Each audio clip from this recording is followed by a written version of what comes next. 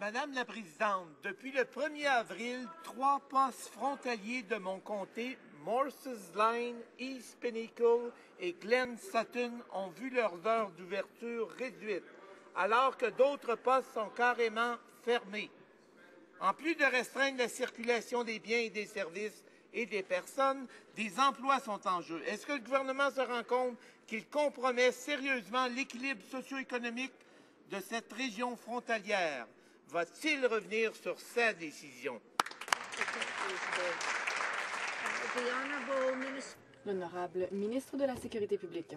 Madame la Présidente, le gouvernement étudie toujours avec soin les décisions qui pourraient avoir des répercussions sur le gagne-pain de nos Canadiens et notre commerce. Ce qui nous inquiète, ce n'est pas seulement nos emplois à la frontière, mais les centaines de milliers d'emplois que le Parti du député est en train d'éliminer par ces campagnes de lobbyisme aux États-Unis contre les intérêts canadiens. Madame la Présidente, sous prétexte de réduction des coûts, le gouvernement pénalise notre région. Alors que l'économie demeure dans un état fragile, les mesures du gouvernement font du tort aux agriculteurs, aux touristes, aux services d'urgence qui ont des ententes de réciprocité des deux côtés de la frontière et à toutes les familles qui se sentent divisées par ces réductions de services. Est-ce que le gouvernement s'engage à réouvrir les postes frontaliers qui ont été fermés et à revenir aux heures d'ouverture normales dans les autres? Bravo. L'honorable ministre de la Sécurité publique. Madame la Présidente, parlons des centaines de milliers d'emplois que le Parti du député, le Parti néo-démocrate, veulent éliminer. Ils veulent éliminer l'industrie de la chasse aux phoques, qui est une activité importante dans de nombreuses collectivités. Ils veulent éliminer le secteur de l'industrie forestière, l'industrie aérospatiale au Québec. Ils veulent éliminer les emplois dans le domaine de la fabrication automobile dans le centre du Canada. Ils veulent fermer l'industrie de camionnage qui traverse la frontière chaque jour. Ils veulent éliminer des emplois dans le secteur agroalimentaire. Pourquoi ne travaillent-ils pas en collaboration avec nous pour créer des emplois plutôt que d'en éliminer?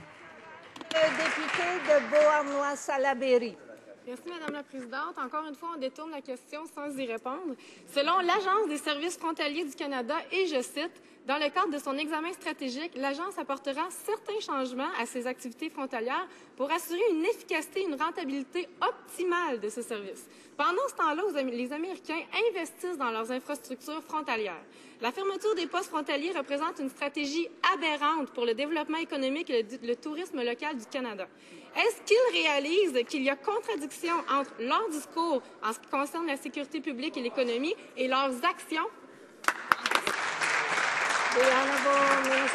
L'honorable ministre de la Sécurité publique. Eh bien, nous savons que les néo-démocrates, pour l'instant, se concentrent sur le ralentissement de l'économie canadienne. Ils veulent éliminer des emplois. On n'aura plus à s'inquiéter de la fermeture de postes frontaliers parce que plus personne ne viendra ici pour des raisons économiques. Ils veulent éliminer les emplois, pas seulement dans la province de Québec, ils veulent éliminer des industries partout au Canada. Nous allons continuer de déployer des efforts pour faire en sorte que nos relations commerciales avec les États-Unis soient maintenues. Nous voulons faire en sorte que la frontière soit encore ouverte. L'honorable député de Beauharnois-Salaberry. Je continue à poser une même question. Donc, Madame la Présidente, les conservateurs ont laissé les Américains imposer un droit d'entrée de 5,50 $ aux Canadiens. Ils vont se faire arnaquer dans leur entente secrète sur le partenariat frontalier et ils ferment des postes frontaliers. Trouvez l'erreur. Madame la Présidente, avec la diminution des services frontaliers et du personnel, on assiste à une recrudescence des activités criminelles tout au long de la frontière entre Dundee et Franklin.